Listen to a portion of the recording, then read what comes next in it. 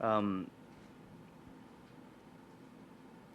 the To answer your question first, 'cause I wrote yours down. Theirs is at the top of my head. I've talked to some people who are looking at the cost for implementing even some of the plans, to move forward on both electricity and oil, and you're looking at, the need for, $4 to $6 billion a year in investment for the next 20 to 30 years into the oil and electricity sectors to expand, to modernize, for training, for equipment, and other development. And there have been moves to help facilitate foreign investment for this. In 2007, there was a law that was passed. It was a refinery investment law that gave some incentives, and this week there was some additional incentives passed as an amendment to that law.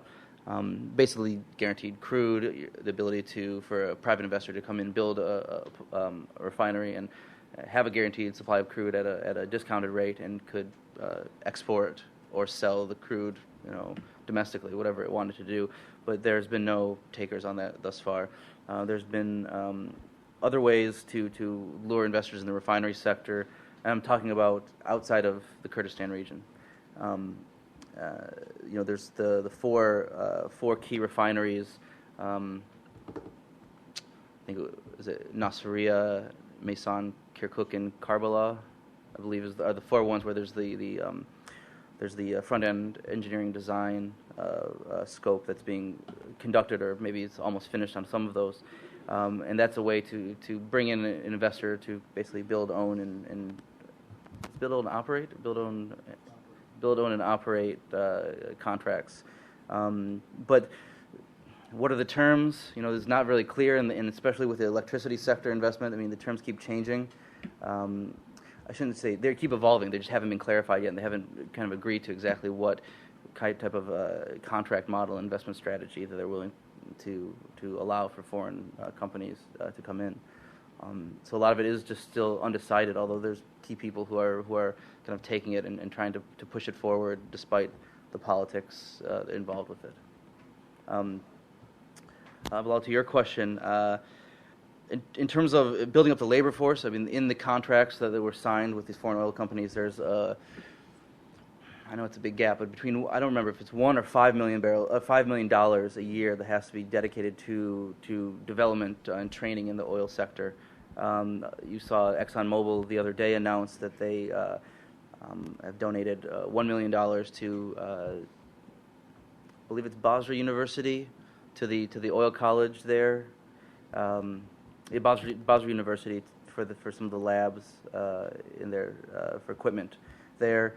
You see BP announced that they were conducting a massive English language training program first and foremost for their workers in the Rumaila operating organization, and then for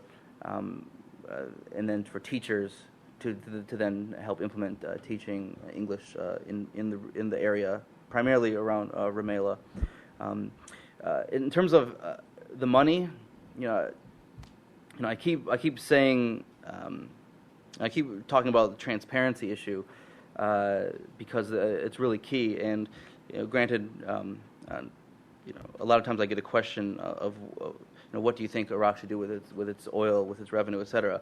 And my answer is that I'm not Iraqi, so it's not up to me. That's just the basic fact. But if you look at the history of people in oil-rich but impoverished countries, it's because there's been a lack of transparency, and the oil revenue has been used by a minority group of people, not a minority, not a sect, but a limited number of people, to do what they want without any checks and balances on what they do with the revenue.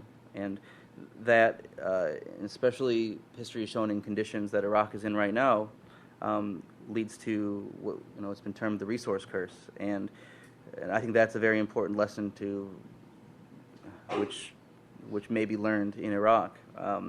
So what happens to the money?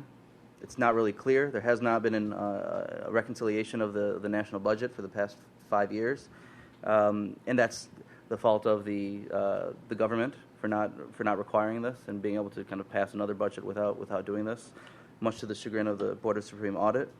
There's no reconciliation between the central government and especially the Kurdistan region. And although EITI is a very unique step forward and it's groundbreaking, it's one small piece in a massive dilemma, which is an industry which has traditionally been secret in operating in Iraq, in a country which traditionally been secretive of the oil and the revenue, and has been looks to watchdogs and civil society who call to question what happens to the money as akin to terrorists, and that's kind of stifles the efforts of watchdogs. I have a question. I was told this by two of the major members of two of the major Iraqi families in Iraq. I was in Iraq about 4 months ago.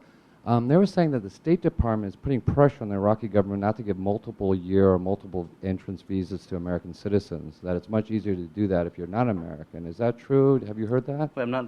The State Department, U.S. State Department, has told the Iraqi government they don't want them to give multiple entry or multiple year visa to American citizens. This is from, I'm just asking, I'm hearing this from big Iraqi businessmen. They were saying that's one of the reasons why the visa regime is that way, that they don't want to, the State Department's afraid of Americans getting kidnapped and stuff, so they've been telling the Iraqis to. I have not heard that before, and